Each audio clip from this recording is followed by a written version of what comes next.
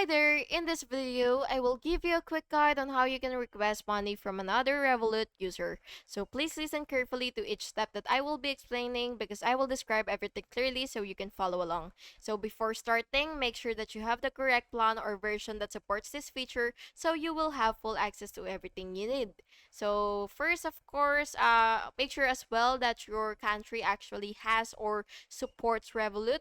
And once you're here, you will log in with your credentials.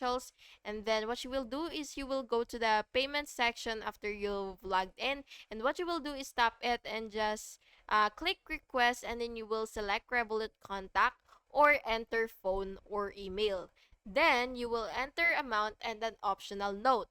And after all that, you will just have to tap request and then the recipient will receive notification. And that's just it.